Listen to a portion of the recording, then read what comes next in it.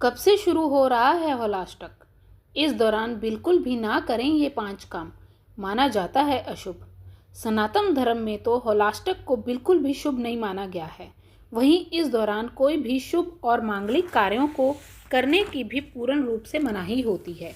होलाष्टक होली से 8 दिन पहले लगते हैं और फाल्गुन पूर्णिमा यानी होलिका दहन पर इसका समापन होता है। होलाष्टक में कौन कौन से कार्य वर्जित हैं? होलाष्टक कब से शुरू हो रहे हैं? होलाष्टक फाल्गुन शुक्ल अष्टमी से लेकर फाल्गुन पूर्णिमा होली तक के 8 दिनों को कहते हैं। इन दोनों को अशुभ माना जाता है, इसलिए विवाह, गृह प्रवेश, नामकरण, मुंडन आदि शुभ कार्य वर्जित होते हैं। आंक के अनुसार इस वर्ष 2025 में होलाष्टक की शुरुआत 7 मार्च शुक्रवार से हो रही है।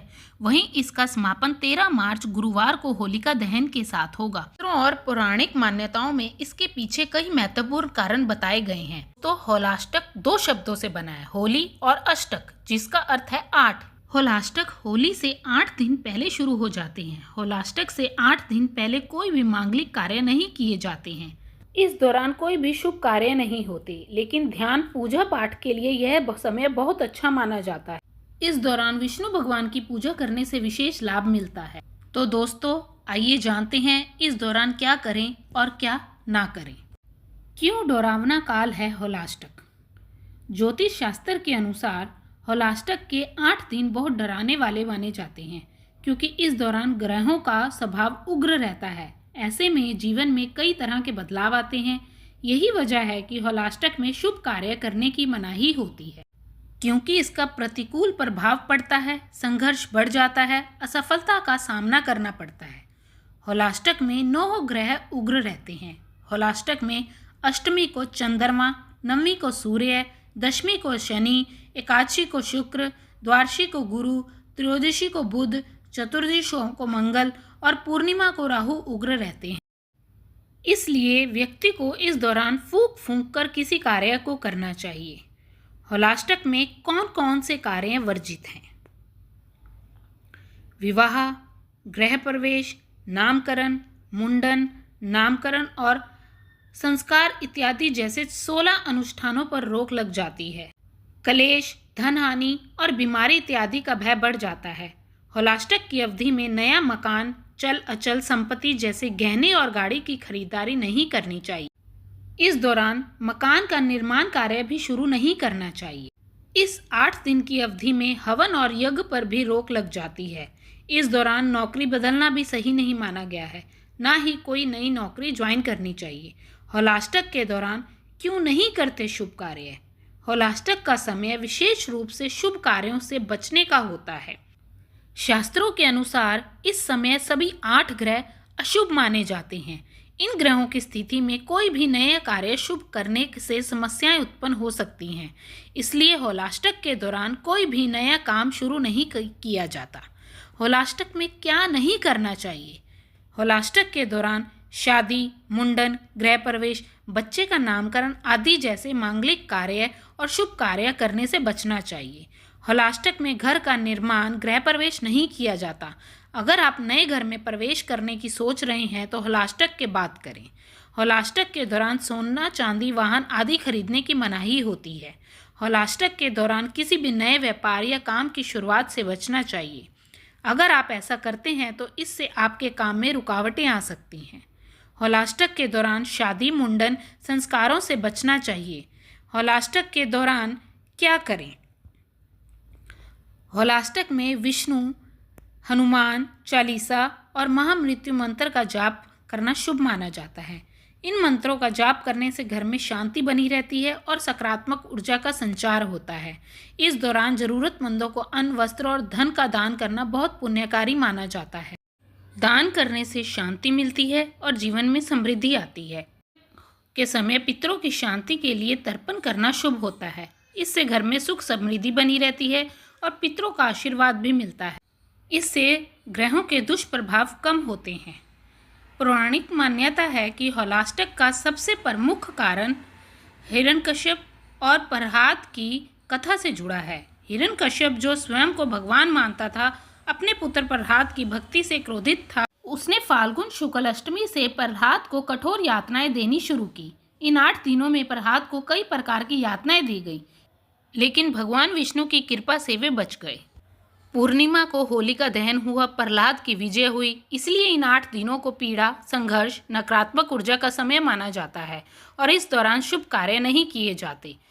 यह भी माना जाता है कि जब भगवान श्री भोलेनाथ ने क्रोध में आकर कामदेव को भस्म कर दिया था, तो उस दिन से होलाष्ट की शुरुआत हुई थी।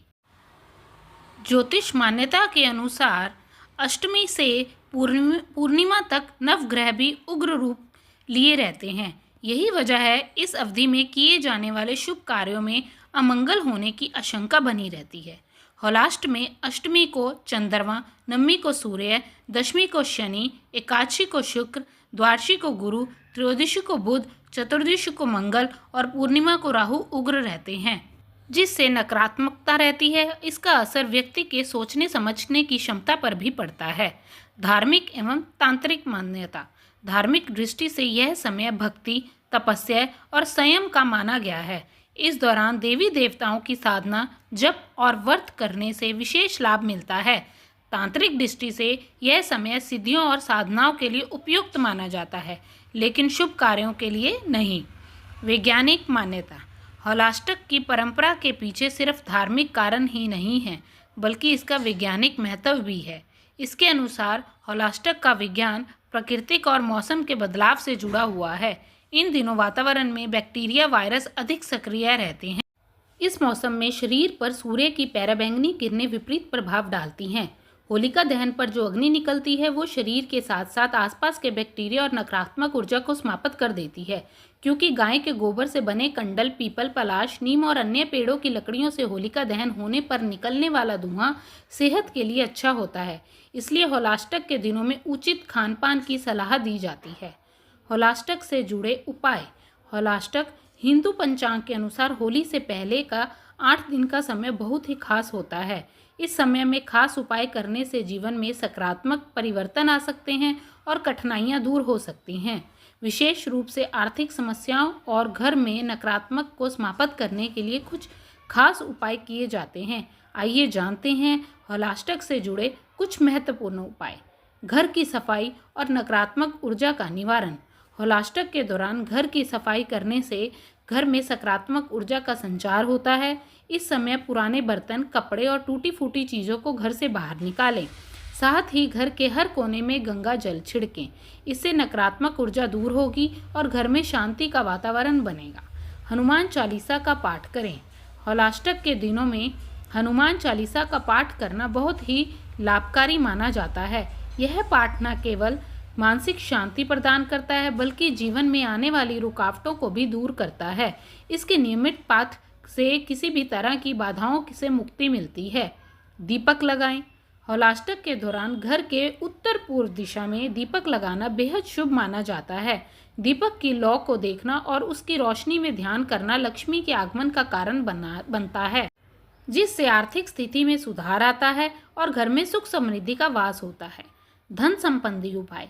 अगर आप आर्थिक समस्याओं का सामना कर रहे हैं तो होलाष्टक में किसी की जरूरतमंदों को चिड़ी, गुड़, धनिया और धन का दान करना शुभ होता है। इस दौरान लक्ष्मी माँ को प्रसन्न करने के उपाय किए जा सकते हैं, जिससे वित्तीय संकट दूर हो सकता है। भगवान विष्णु की पूजा करें। होलाष्टक में भगवान विष्णु की पूजा करना बहुत शुभ होता है।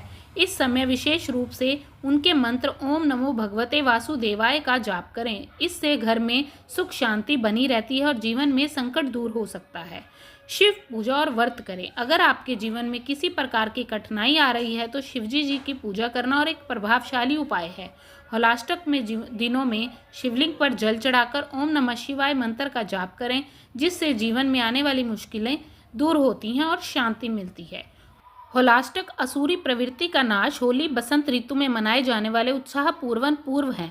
होली पर्व का शुभारंभ 8 दिन पहले से ही हो जाता है, जिसे होलाष्ट विधान कहा जाता है। मान्यता है कि होलाष्ट में शुभ कर्म नहीं किए जाते, ना ही कोई मांगलिक कार्य होता है, कोई नई वस्तु नहीं खरीदी जाती। भगवान श्री कृष्ण 8 दिन तक गोपियों संग होली खेले और दुल्हंडी के दिन अर्थात होली के रंगों में भीगे कपड़ों को अग्नि के हवाले कर दिया। तब से 8 दिन तक यह पर्व मनाया जाने लगा।